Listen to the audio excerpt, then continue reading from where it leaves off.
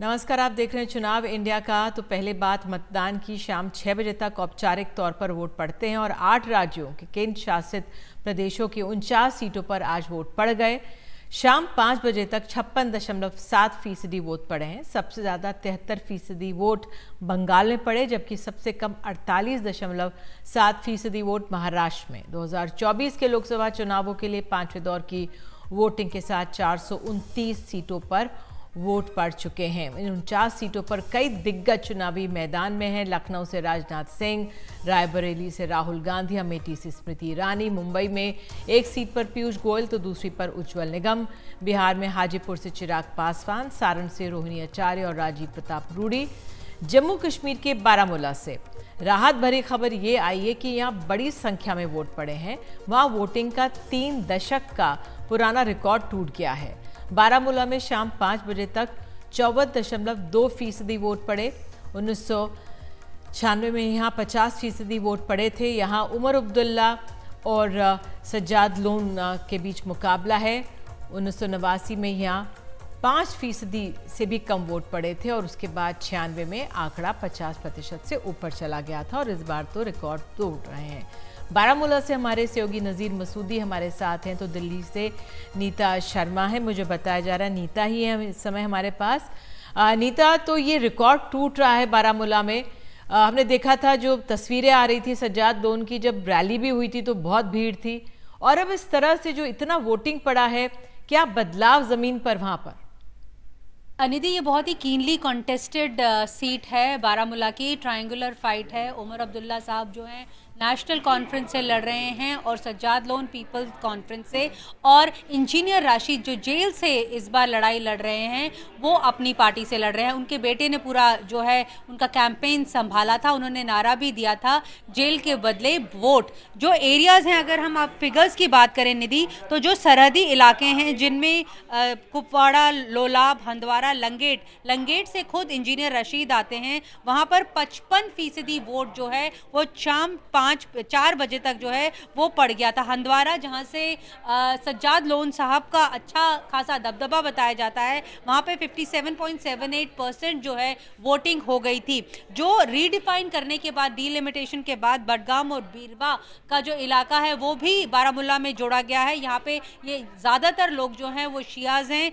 यहाँ पर भी जो वोटिंग है लगभग 52% हो गई है। तो कुल मिलाकर ये अच्छी एक खबर है कि लोग डेमोक्रेसी पे अपना विश्वास दोबारा से दिखा रहे हैं, खुलकर सामने आ रहे हैं, वोट कर रहे हैं। अगर हम बात करें सोपोर की निधि, क्योंकि सोपोर की जब मैं फिगर्स देख रही थी तो 2014 में सिर्फ यहाँ पर 1% वोटिंग हुई थी और 2019 में 4% हुई थी, लेकिन अभी 4 बजे तक 34% जो वोट है वो वहां पर पड़ गया है। तो जो डिफिकल्ट एरियाज थे, सेंसिटिव एरियाज थे, जिसमें सोपोर भी बताया जाता है, वहां पर भी अच्छी खासी पोलिंग जो है वो इस बार हो रही है। निधि जी जी, नज़ीर मसूदी हमारे साथ है। नज़ीर, आप तो वहीं पे मौजूद हैं।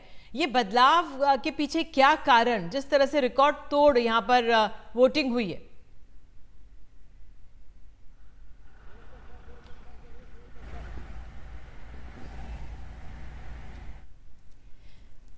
नज़ीर, कोशिश करते हैं आप अगर हमें सुन पाएं। जिस तरह से 3 दशक का रिकॉर्ड टूट रहा है, नज़ीर से बात करने की कोशिश करते हैं। नीता, नज़ीर से हमारा कुछ अड़चन आ रही है, बात करेंगे उनसे, क्योंकि वो वहाँ पे हमें ज़मीन की स्थिति बताएंगे। ये अपने आप में अहम है कि 370 जाने के बाद लोगों ने भरोसा जताया है और लोकतंत्र के लिए बहुत महत्वपूर्ण है कि लोग बाहर निकलें। 3 अहम प्रत्याशी हैं यहाँ से जो चुनाव लड़ रहे हैं।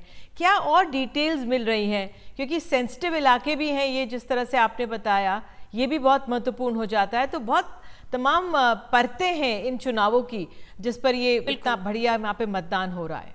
बिल्कुल निधि, पिछले हफ्ते इनफैक्ट जो केंद्रीय गृह मंत्री अमित शाह हैं वो भी वहां पर गए हुए थे। उन्होंने काफ़ी पॉलिटिकल डेलीगेशन से मुलाकात भी की थी, जिसमें पहाड़ी, गुज्जर, बकरवाल लोग जो हैं वो शामिल हैं। उन्होंने ये दरख्वास्त भी की थी कि नॉन डायनास्ट लोगों को जो है सामने लाया जाए। तो उनका क्लियर निशाना जो था वो उमर अब्दुल्ला पर था कि हालांकि किस तरफ रुझान होंगे ये पता नहीं चलता, लेकिन अगर हम वोटिंग परसेंटेज से ही देख लें तो जो इलाके जैसे शिया डोमिनेटेड एरियाज में जो बोल रही हूँ, बडगाम और बीरवा है, वहाँ पे 52% हो चुका है। जो सेंसिटिव एरियाज हैं सोपोर, उसमें भी 34% हो चुका है। उरी में बहुत वोटिंग हुई है, 55% हो चुका है। बारामूला में 41% हो चुका है। गुलमर्ग में 47% हो चुका है। पटन जो अगेन एक डिफिकल्ट एरिया है, वहाँ पर भी 44% हो चुका है। निधि, बिल्कुल, बहुत उत्साहजनक ये आंकड़े आ रहे हैं। नजीर, आप वहां से बताइए किस तरह से लोगों में जोश इतना बढ़ गया है। 30 साल पुराना रिकॉर्ड एक तरह से टूट गया है वहां पर।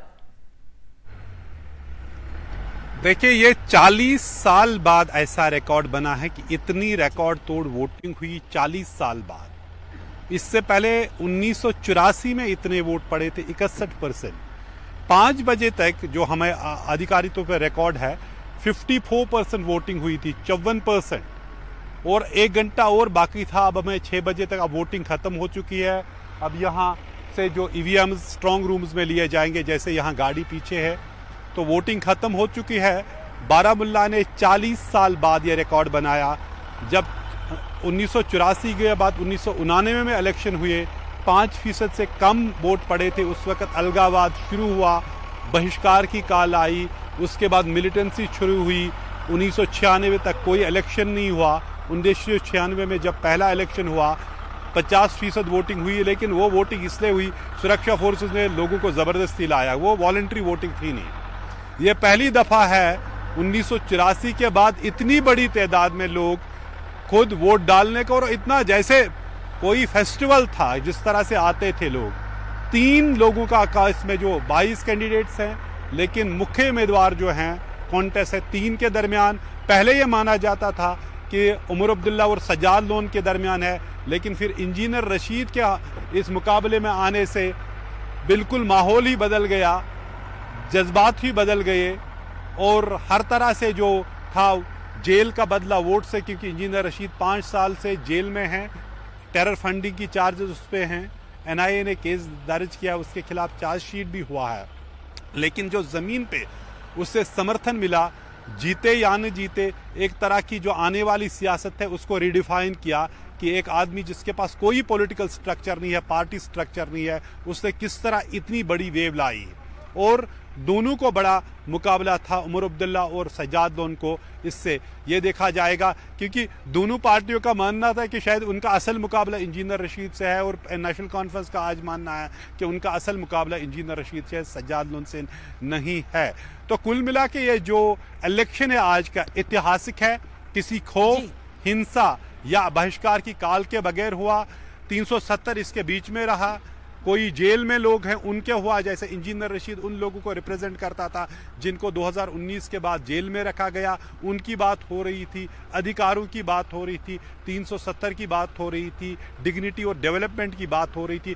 कुल मिला के ये इलेक्शन ख़त्म हुआ। अब यहाँ से इस पोलिंग बूथ से यहाँ से देखिए EVMs यहाँ से लाए जा रहे हैं, और उसके बाद उनको स्ट्रांग रूम्स में लिया जाएगा। 4 जून को हमें पता चलेगा कि बारामूला के लोगों ने किसको ये सबसे हिस्टोरिक जो इलेक्शन में अपना वोट दिया, जिसने 1984 के बाद 40 साल बाद वोटिंग का एक नया रिकॉर्ड बनाया। बिल्कुल, बहुत बहुत धन्यवाद आपका नजीर, आपका अनीता, आपका। तो 4 दशक पुराना रिकॉर्ड टूटा है बारामूला में, और सबसे राहत भरी खबर ये भी है कि कुछ हिंसा नहीं हुई, लोगों का भरोसा वोटिंग पे लौटा, ये बहुत महत्वपूर्ण है। तो आइए सीधे चलते हैं, बिहार भी चलेंगे, यूपी चलेंगे। बिहार के मुजफ्फरपुर में मनीष कुमार हमारे साथ हैं, उत्तर प्रदेश के रायबरेली में रणवीर सिंह हमारे साथ हैं।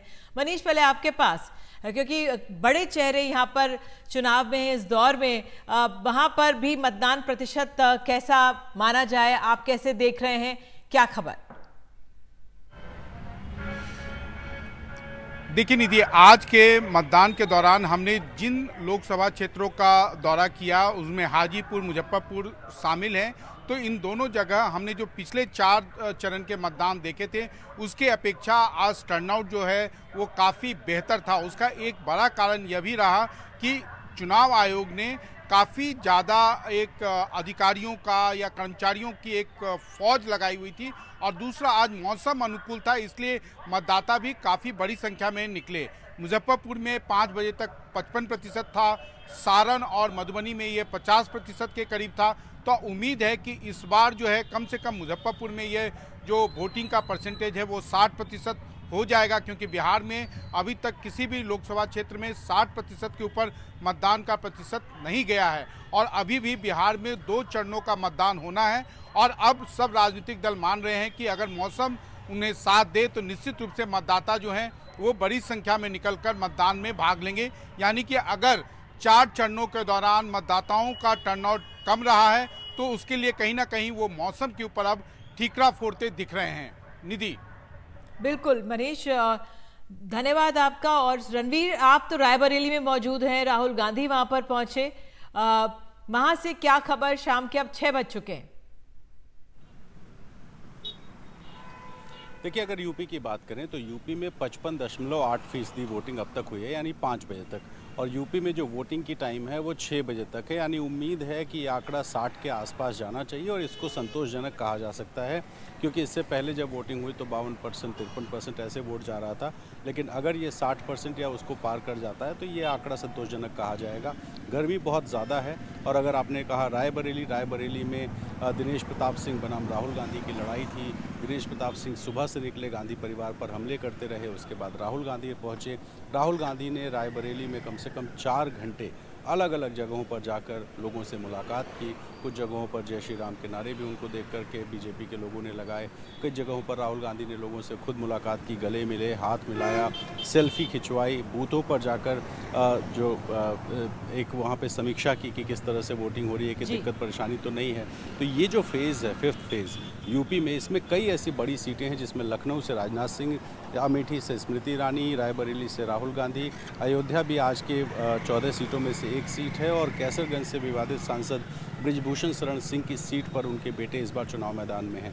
तो 14 सीटों पर 55.8% मतदान अब तक हुआ है।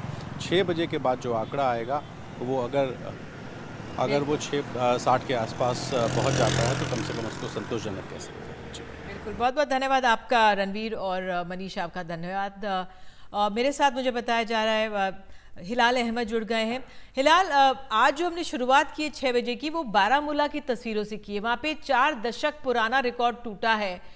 जिस तरह से 55% के करीब वोट पड़ा है डिलिमिटेशन के बाद, और जो सेंसिटिव इलाके वहाँ पर भी जो इतना वोट पड़ा है बारामूला की सीट पर, उम्मीदवार भी बहुत दिलचस्प है। उमर अब्दुल्ला वहाँ पर मौजूद हैं। तो आप कैसे देख रहे हैं जो ये बदलाव वहाँ पर बारामूला में देखने को मिला?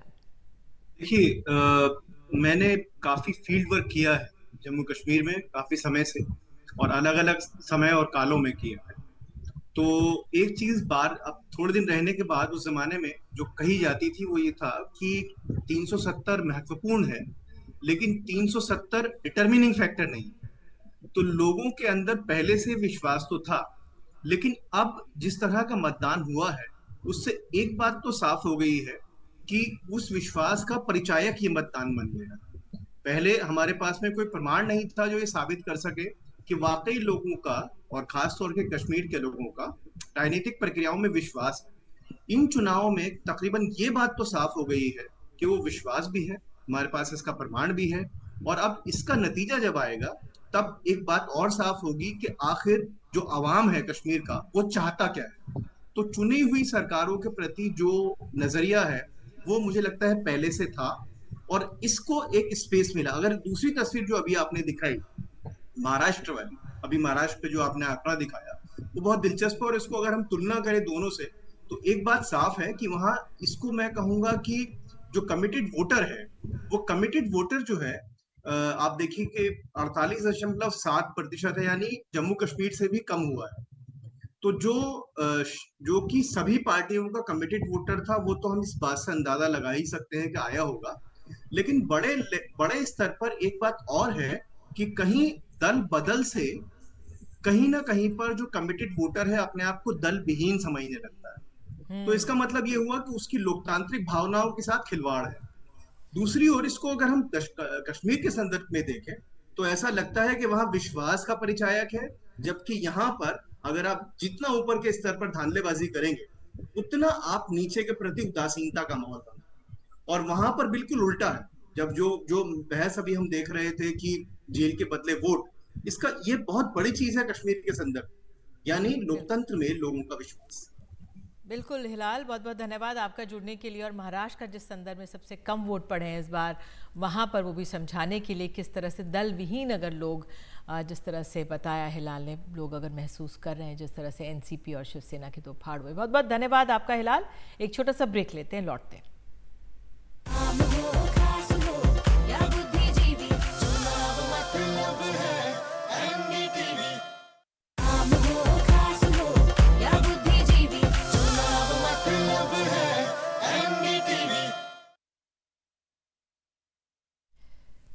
और अब बात हरियाणा के गुरुग्राम की। दिल्ली से लगा हुआ ये शहर अपनी चकाचौंध के लिए जाना जाता है। ये एक बड़ा औद्योगिक और इकोनॉमिक सेंटर है।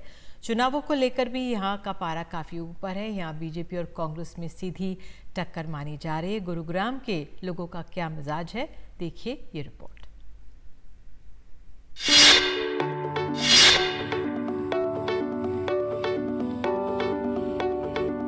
गुरुग्राम, जो मिलेनियम सिटी के नाम से जाना जाता है, देश का दूसरा सबसे बड़ा आईटी हब, जो प्रतीक है तरक्की का, आधुनिकता का। यहाँ पर आपको शहरी चकाचौंध भी दिखेगी और आर्थिक विकास की तस्वीर भी।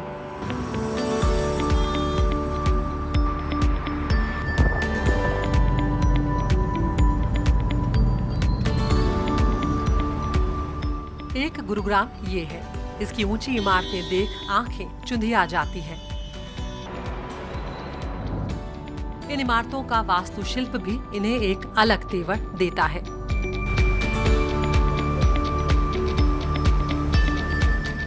यहाँ दुनिया भर की मल्टीनेशनल कंपनियां हैं।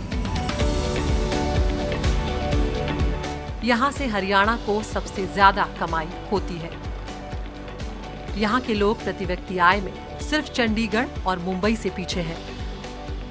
दिन की चमक यहाँ अलग होती है, रात की रोशनियों की झिलमिलाहट अलग।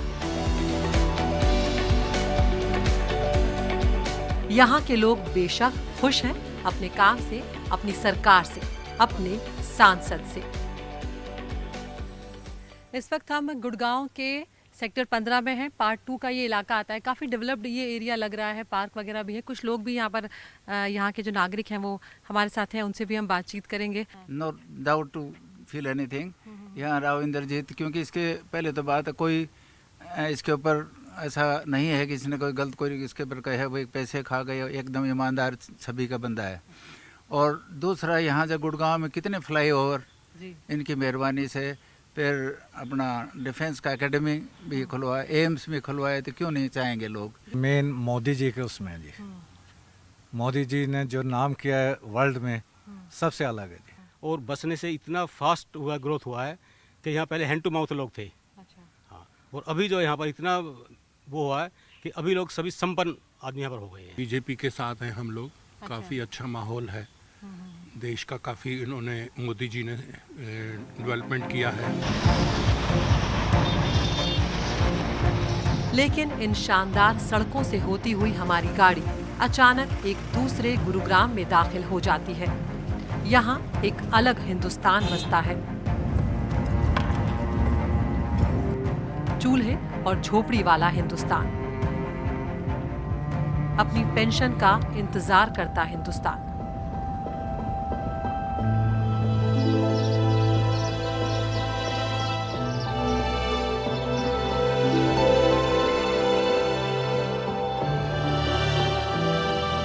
सुड़ाका गांव में 65 साल की अमरूदी अपना चूल्हा दिखाती हुई कहती है कि सरकार की योजना उन तक नहीं पहुंची। मैंने फार्म भी भर दी, दो जगह भी आए ना, कह रहा काम भरा भी जाडे सेन में हूँ, सब नहा गए, हम लोग कुछ ना नहीं हो पाया काम, ना पाए, ना गैस, ना हम पे तो लकड़ी, ना वही धान पे अपना टाइम पास कर रहा गुजार।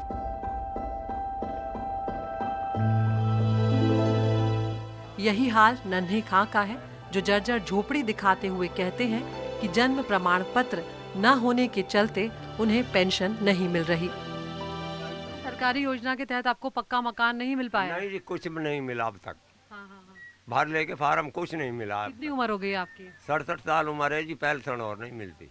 अच्छा, पेंशन भी नहीं मिलती नहीं आपको? मिलती है जी, गाँव ऑफिस में भी ना मेरा नाम आया नु, कही भाई बोला पहचान पत्र, आधार कार्ड, पहचान पत्र तो गिर गया मेरा जो पहला है ना, वो गिर गया गेहूं के खेत में। लावणी करते हैं वो तो पाया ही नहीं। फिर जन्म तिथि लावणी कहाँ स्कूल का मैंने अभी वो भी नहीं देखा, डंडा भी ना। ये परू मांगते, मैं कहाँ से लाऊं करूँ। गांव के दूसरे लोग भी मौजूदा सांसद राव इंद्रजीत से नाराज हैं और बदलाव की बात करते दिखे। बिजली नहीं आती, पानी का बुरा हाल है, पढ़ाई का बिल्कुल बुरा हाल है। अब के तो इंद्रजीत को सुपड़ा साफ है। बच्चे अनपढ़ घूमते हैं, कोई ना स्कूल में, ना पानी, ना लाइट, कुछ नहीं, ना मजदूरी, बेरोजगारी। यही रहेगा जी, आगे कांग्रेस सरकार बनाएंगे और आगे काम अच्छा होएगा हमारे लिए कांग्रेस सरकार। आपको लगता है कि अगर कांग्रेस की सरकार आएगी तो आप लोगों के लिए हालात बदलेंगे? बदलेंगे जी। अच्छा, हाँ जी। क्यों ऐसा लगता है? ऐसे लग रहा है कि जी 10 साल अभियान गुजार दी।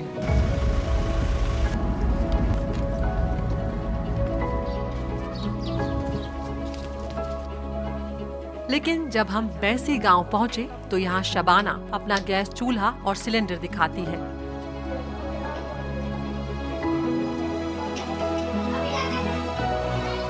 यहाँ लोग राव इंद्रजीत से खुश थे। उनके लिए साफ सुथरी छवि मायने रखती है। हमारी आवाम ने, मेवात ने भाजपा के लिए एक भी एमएलए नहीं दिया, एक भी एमएलए नहीं दिया। हमारी 3 विधानसभा सीटें हैं, फिरोजपुर, झिरका, पुनाना, नूह।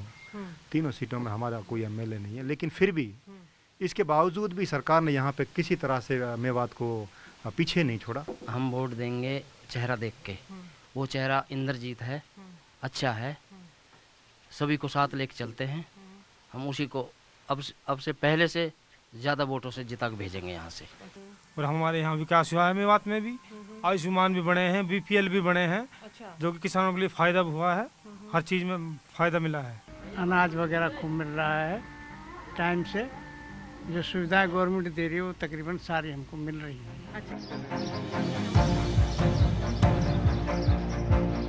गुरुग्राम लोकसभा सीट में 3 जिले आते हैं, गुरुग्राम, रेवाड़ी और नूह। इस सीट पर बीजेपी ने मौजूदा सांसद राव इंद्रजीत सिंह को तीसरी बार मैदान में उतारा है।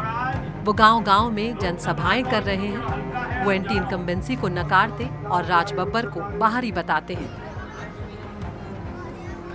गुड़गांव लोकसभा क्षेत्र के अंदर, जिसके अंदर 3 जिले पड़ते हैं, मेवात पड़ता है, गुड़गांव प्रॉपर पड़ता है और उसके अलावा रेवाड़ी ज़िला भी पड़ता है। तो इन तीनों ज़िलों के अंदर लोगों के सामने चाहे सड़क हो और चाहे ट्रेन्स हो और चाहे एम्स जैसी फैसिलिटी यहाँ प्रोवाइड करी हो, तो इंफ्रास्ट्रक्चर प्रोवाइड करने में कोई कसर भारत सरकार ने नहीं छोड़ी है।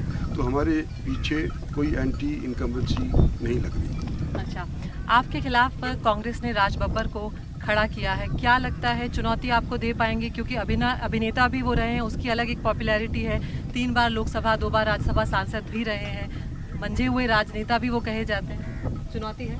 मेरे को लगता है कि मेरे से ये प्रश्न इसलिए पूछ रहे हैं आप आज क्योंकि आप मंझे हुए राजनेता हैं। क्योंकि राज बब्बर आज के दिन मेरे खिलाफ इलेक्शन लड़ रहे हैं। अगर कोई हरियाणा का लड़ रहा होता तो शायद मेरे से ये क्वेश्चन आप पूछते भी नहीं। राज बब्बर ये भी कह रहे हैं कि आप लंबे वक्त से सत्ता में थे, लेकिन सीवर की, बिजली की और पानी की जो किल्लतें हैं वो अभी भी बनी हुई हैं और इसी मुद्दे को लेकर वो जनता के बीच जा रहे हैं कि बहुत लंबे वक्त तक ये थे लेकिन ये काम अभी भी अधूरे हैं। कचरे की एक बड़ी दिक्कत वो बता रहे हैं।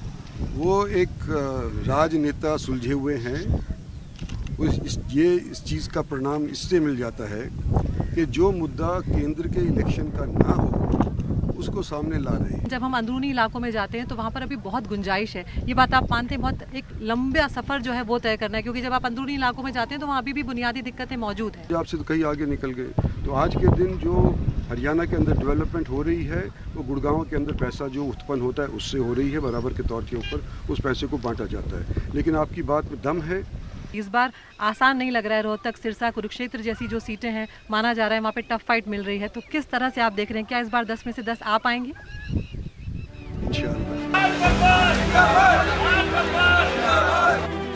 वहीं अभिनेता और राजनेता राज बब्बर कॉन्फिडेंट है। वो लोगों के बीच जगह बनाने की पूरी कोशिश कर रहे हैं। राज बब्बर राव इंद्रजीत को राजा बताते हैं और शपथ लेते ही गुड़गांव की समस्याएं दूर करने का वादा भी करते हैं। मेरे पास तो मुद्दे जो हैं बहुत साफ हैं कि मैं चुनाव जो है किसी व्यक्ति के खिलाफ नहीं लड़ रहा हूँ। और मेरा कोई मकसद नहीं है कि मैं वो बड़े आदमी हैं, बड़ा नाम है उनका और मंत्री हैं, मैं तो इस लिहाज से उनके मुकाबला नहीं कर सकता। लेकिन जनता यहाँ की जो हालात से त्रस्त है। राव इंद्रजीत कहते हैं कि मैं गुड़गांव के लोगों का परखा हुआ बंदा हूँ, यहाँ पे सब लोग मुझे जानते हैं, जांचा परखा हुआ है उन्होंने मुझे, लेकिन वो आपको आउटसाइडर कह रहे हैं। मुझसे कह रहे हैं या मोदी जी से कह रहे हैं? आपको कह रहे हैं? नहीं, मेरे ख्याल से गलतफहमी होगी। वो ज़रूर मोदी जी से कह रहे होंगे, वो उनकी आपस की पार्टी का मसला है। मैं तो देश का जो है पहचाना हुआ नागरिक हूँ और मेरे यहाँ मेरी बहनें भी आई हैं, मेरे रिश्तेदार हैं, मेरा एक छोटा सा फ्लैट है, उनके मुकाबले का जो है कोई महल नहीं है छोटा सा। बीच इसको बेटा यहाँ रोकना इनको दिखाइए, ये है शहर, ये आप देख रहे हैं? जी बिल्कुल, ये आप देख रहे हैं यहाँ पे क्या? पर जनता को लगता है कि वादे करके नेता जो हैं वो चले जाते हैं। मेरी डेडलाइन है कि अगर मुझे यहाँ की जनता ने मुझे सांसद बनाकर दिल्ली भेजा तो पहली बात तो ये पहले दिन से मेरा वादा है कि मैं सरकारी कोठी में रहने के लिए यहाँ सांसद नहीं बन रहा हूँ। हम इसकी शुरुआत जो है शपथ लेने वाले दिन से उसके 1 महीने के अंदर आपको रिजल्ट नज़र आना शुरू हो जाएगा। जैसे वो लाइन थी ना कि मेरे पास में ये बिल्डिंग है, मेरे पास में ये बिल्डिंग है, वो दीवार फिल्म का। तो जब छोटा सी बात पूछते तुम्हारे पास में क्या है, कि वो कहता है मेरे पास में माँ है। तो मैं भी कह रहा हूँ कि इनके पास में जात बिरादरियाँ हैं, मेरे पास में गुड़गांव की जनता है जो मुझे प्यार से अपनी बाहों में ले रही है। तो गुरुग्राम की ये बनावट और बसावट है। एक तरफ पुराने गांव है और एक तरफ नए दौर का चमचमाता शहर, लेकिन पूरे गुरुग्राम की अपनी राय बटी हुई है। शहर का माहौल गांव से अलग है और एक गांव का मन दूसरे गांव से बिल्कुल अलग। हरियाणा के अलग अलग गांव की अलग अलग कहानियां हैं। कहीं पर सरकारी सुविधाएं पहुंची हैं तो कहीं पर आज भी पक्के घरों का इंतजार है, कच्चे चूल्हों पर खाना बन रहा है। इन लोगों को भी एहसास है कि वो लोग राजनीतिक पार्टियों के लिए वोट बैंक हैं, लेकिन फिर भी हर चुनाव से उन्हें एक आस होती है कि हालात बदलेंगे। नूह जिले के सुडाका गांव से अपने सहयोगी सुशील राठी के साथ मैं अदिति राजपूत, एनडीटीवी इंडिया।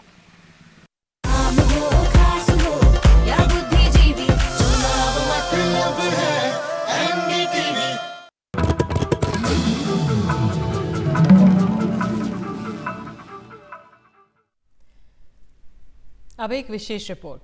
कुछ लोग बिना शोर शराबे के काम करते हैं। ऐसी ही एक शख्सियत है छत्तीसगढ़ सरकार के मंत्री और 8 बार के विधायक बृजमोहन अग्रवाल।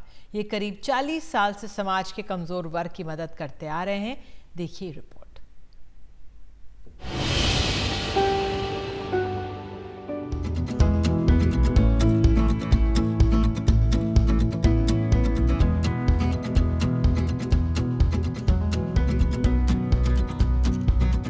हजारों लड़कियों की शादी में रुपए पैसे की मदद और 10,000 से ज्यादा बच्चों की फीस।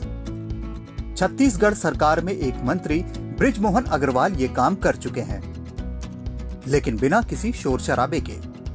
अपने आप ही भैया के पास लोग आते हैं क्योंकि भैया जन नेता है और वो दिन भर लोगों के लिए बैठते हैं। जहाँ वो बैठते हैं बंगले में, वहाँ तो सवेरे 8 बजे से भीड़ लग जाती है। साथ साथ जैसे कोई उनके क्षेत्र के लोग या कोई भी क्षेत्र कहीं से भी लोग आते हैं जो बेटियों की शादी नहीं हो पा रही है या बेटियों को वो खर्च नहीं कर पा रहे, तो ऐसे हज़ारों बेटियों की शादी बृजमोहन भैया ने करवा दी है और उसके कभी प्रचारित नहीं किया।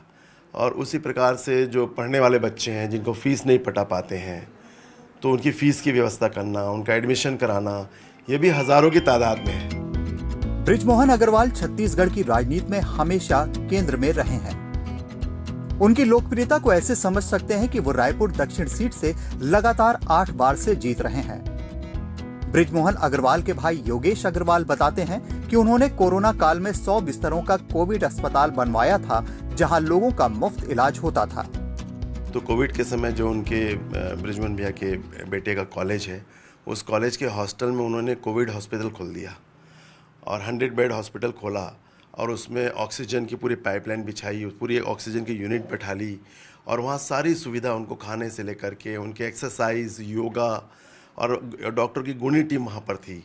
तो ये इस प्रकार का काम चलता रहा और हज़ारों लोगों को उसमें फ़ायदा भी हुआ। इस कोविड सेंटर में जो कोरोना संक्रमित मरीज हैं उनके लिए निःशुल्क दवाई, निःशुल्क भोजन की व्यवस्था और जितनी भी आवश्यकताएं किसी हॉस्पिटल में एक मरीज को होती हैं उन सब की सुविधा दी गई है। इस कोविड सेंटर के माध्यम से हमारी ये कोशिश है कि जो आर्थिक रूप से कमजोर जो मरीज हैं, जिनके लिए कहीं पर कोई सुविधा नहीं है, उनको निःशुल्क सभी प्रकार की सुविधा उपलब्ध हो और वो स्वस्थ होकर अपने घर जाएं। नेकी कर दरिया में डाल की कहावत बृजमोहन अग्रवाल पर सटीक बैठती है। समाज को ऐसे लोगों की हमेशा से जरूरत रही है जो बिना शोर शराबे के सेवा करें ताकि गरीब और असहाय लोग मुख्य धारा से जुड़ सकें। कैमरामैन प्रवीण साहू के साथ जुल्फिकार अली, एनडीटीवी इंडिया।